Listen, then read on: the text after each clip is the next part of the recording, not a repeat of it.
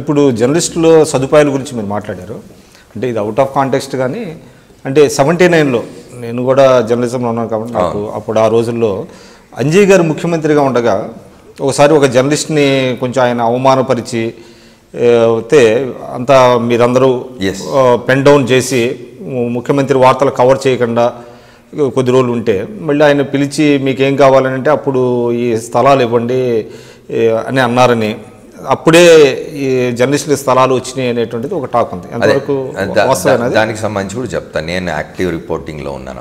అప్పుడు జరిగింది ఏమిటంటే ఆల్ ఇండియా స్ట్రైక్ జరిగింది, ఒకటి కార్మికుల సమ్మె జరిగింది, అఖిల భారత కార్మికుల సమ్మె జరిగింది. అంజయ్ గారు ముఖ్యమంత్రిగా ఉన్నారు.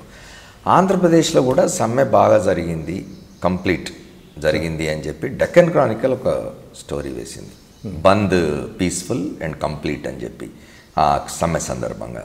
అది డి నరసింహారావు అని ఒక సీనియర్ రిపోర్టర్ అని, సింహం గారు అనేవాళ్ళు, చాలా సీనియర్ జర్నలిస్ట్ ఆయన, నాకు పరిచయం ఇప్పుడు లేరు. సింహం గారు రాసినారు ఆ రిపోర్టు.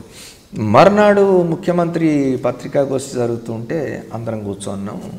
వారు అంజయ్ గారు కొంచెం వారు దానికి అంజయ్ చాలా మిత్రుడు, సౌమ్యుడు, చాలా మంచి వ్యక్తి.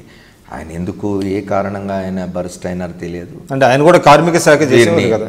వీరిని సింహం గారిని మీరు వెళ్ళిపోండి నా ప్రెస్ కాన్ఫరెన్స్ ఇచ్చాను ఆయన, కానీ మొత్తం అందరు బైక్ వెళ్ళిపోమన్నారా.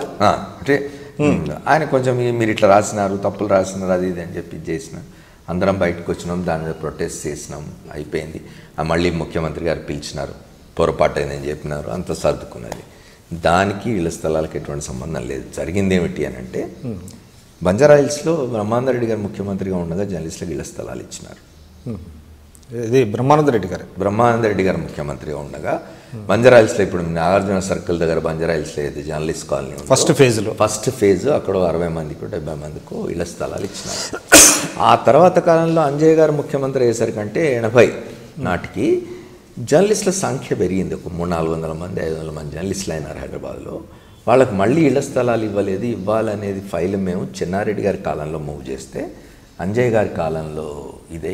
అంటే అంజయ్ గారు టైంలో ఏమి జర్నలిస్టులకి ఇవ్వడం అనేది కాదు అంటారు, ముందే మొదలైన ప్రాసెస్ ఇది. అంతకుముందు చెన్నారెడ్డి గారి టైంలోనే అడగడం జరిగింది, రిప్రజెంటేషన్ పెండింగ్లో ఉంది.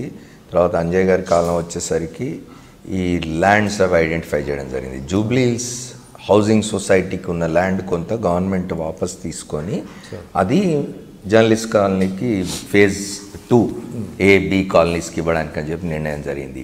అదేదో సింహం గారి ఇష్యూలో జర్నలిస్టులు అడిగి ఇచ్చింది ఏం కాదు, అది నార్మల్ ప్రాసెస్ జరిగింది. ఆ మాటకు వస్తే తర్వాత గోపన్పల్లిలో కూడా ఇచ్చారు కదా జర్నలిస్టులకి. 3 సార్లు కూడా బంజారాహిల్స్ అయినా, జూబ్లీ హిల్స్ అయినా, గోపన్పల్లి అయినా, ఈ 3 కూడా కాంగ్రెస్ హయాంలోనే వచ్చినవి. తెలుగుదేశం హయాంలో ఎప్పుడు జర్నలిస్టులకు ఇళ్ల స్థలాలు అంటే కోట్ల విజయభాస్కర్ రెడ్డి గారి హయాంలో వచ్చింది. కోట్ల విజయభాస్కర్ రెడ్డి హయాంలో వచ్చింది, అంతకుముందు బ్రహ్మానందరెడ్డి గారి హయాంలో వచ్చింది. తర్వాత ప్రెస్ ఫోటోగ్రాఫర్స్ కూడా లోటస్ పాండ్ దగ్గర ఒక కాలనీ వచ్చింది. అంటే ఎందువల్ల అంటారు కారణం? ఈ 4 అంటే తెలుగుదేశం హయాంలో జరిగింది ఏమిటంటే చంద్రబాబు నాయుడు గారు ఒక పాలసీ డెసిషన్ తీసుకున్నారు.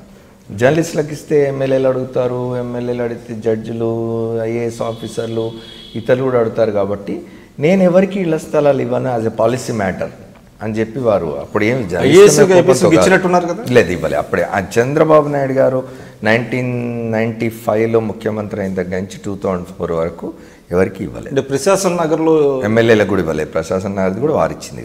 ఎవరు ఇచ్చారండి అది? అది ఆ కాంగ్రెస్ హయాంలోనే. ఇది ఐఏఎస్కి అన్ని కాంగ్రెస్ హయాంలో జరిగినాయి అవన్నీ. ఓకే.